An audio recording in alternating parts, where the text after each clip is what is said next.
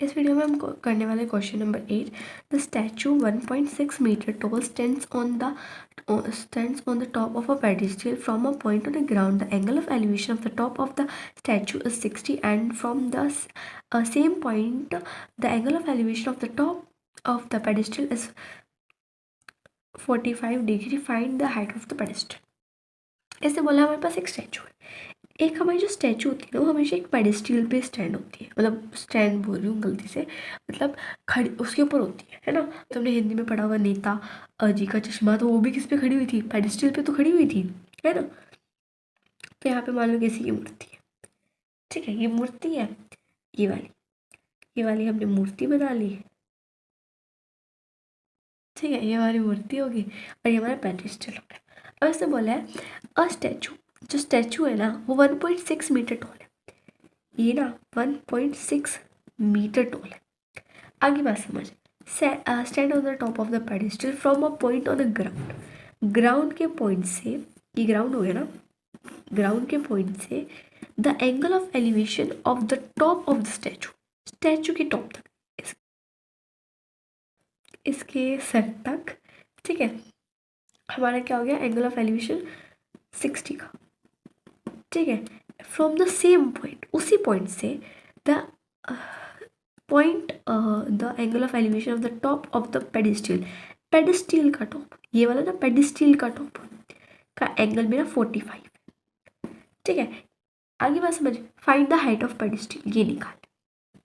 जल्दी से बता देती हूँ क्वेश्चन क्या था, जल्दी से देख लेते हैं। इसने बोला देखो मेरे पास एक स्टैचू था, वो पेडिस्टल के ऊपर खड़ा हुआ था। इसने फिर बोला कि जो है ना एक पॉइंट है ग्राउंड पे, जिससे जो स्टैचू का जो सर है ना, मतलब टॉप है, उस पर हमारा 60 डिग्री का एंगल बन रहा है, और जो पेडिस्टल का टॉप है उस पर 45 का। और ये हमें दे दिया इसकी लेंथ कितनी है, मुझे बतानी है पेडिस्टल का कितना होगा, मुझे ये बता रखा है इसमें, ठीक है। अब मैं कैसे बताऊँगी? पहले ABCD, अब मैं इसको सिंपली बना लेती हूँ यहाँ पे, ठीक है। अब मैंने इसको थोड़ा बड़ा बना लिया है। अब देखो, अब हम स्टार्ट किससे करेंगे? छोटे वाले ट्रायंगल से। क्यों करेंगे भाई? इसमें भी और इस ट्रायंगल में भी बेस कॉमन है और मुझे कुछ मिल जाएगा ना, इसलिए एक चीज़ हमेशा ध्यान रखना, जब हमारा 1045 होता है ना, तो हमें कुछ ना कुछ इक्वल मिलता है। पता है क्यों? क्योंकि 1045 हमारा 1 होता है, और 1 के इक्वल जाएगा तो उसके इक्वल हो जाएगा। देख लो, ठीक है। अब मैं ये वाला ट्रायंगल लेती हूँ पहले, ये वाला इन ट्रायंगल BCD, ठीक है। मेरा 1045 लगेगा। क्यों लगेगा? हाइपोटेनस का कोई काम नहीं है, जो एंगल होता है उससे अपोजिट वाला हमारा परपेंडिकुलर होता है, बेस हमें निकालना है, और ये हमें गिवन है 1.6, ठीक है। अब ये हो गया। अब मेरा ये क्या हो जाएगा? CD, परपेंडिकुलर CD है ना, और बेस मेरा BD, ठीक है। अब ये 1 होता है, ये सेम, अब ये उधर जाएगा, BC is equal to CD, आगे ना कुछ इक्वल, ठीक है। आगे समझ, मतलब 1 होता है तो तब कुछ इक्वल जाएगा, ठीक है। आगे बात समझ। अब देखो इसने क्या बोल दिया? BC, ये क्या लिख दिया मैंने? अच्छा ये D है ना, पता नहीं मैंने कैसे चेंज कर दिया, ठीक है। मेरी तरह ना C को D मत बना देना, नंबर कट जाएंगे, ठीक है। अब मैंने BD को और CD को इक्वल कर दिया, ठीक है। मैंने इसको और इसको इक्वल कर दिया। अब मैं बड़े वाले ट्रायंगल पे चलती हूँ, इन ट्रायंगल ABD, बड़े वाले ट्रायंगल पे। अब मैं बड़ा वाला ट्रायंगल बनाऊँ तो कैसे बनेगा? अब देखो ये मेरा ट्रायंगल, इसमें भी 10 लगेगा, 10 थीटा, क्योंकि हमें हाइपोटेनस का कोई काम नहीं है। P/B 10 थीटा 10 60 लगेगा। यहाँ पे पहले ही 60 लिख देते हैं, 60 है ना, 10 60 मेरा √3 होता है। P परपेंडिकुलर मेरा 80 है, बेस मेरा BD है, ठीक है। अब BD मुझे गिवन नहीं है, AD है। अब रुको, मैं AD को क्या लिख सकती हूँ? ये प्लस ये, है ना, जो हमने निकालना होता है वो हमने x मान लिया। अब जो BD है वो किस किस से मिली हुई है? बनी हुई इससे और इससे, जो गिवन है कम से कम उसका तो यूज़ करें, 1.6 प्लस x से। अब जो BD है ना, उसको भी मैं x मान लेती हूँ। पता है क्यों मान लूँगी? बताती हूँ।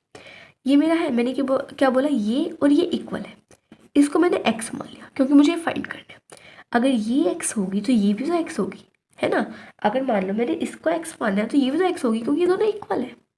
आगे बात समझ। तो ये भी मैंने x मान लिया। अब फिर से देखो मैंने क्या बोला, मैंने इसको और इसको इक्वल कर दिया, ठीक है, इसको और इसको इक्वल कर दिया। फिर मैंने फाइंड करने के लिए इसको x मान लिया, इसको मैंने x मान लिया। देखो अगर मान लो ये 10 होता तो ये भी 10 होता, फिर मैंने x मान लिया तो ये भी x होएगा।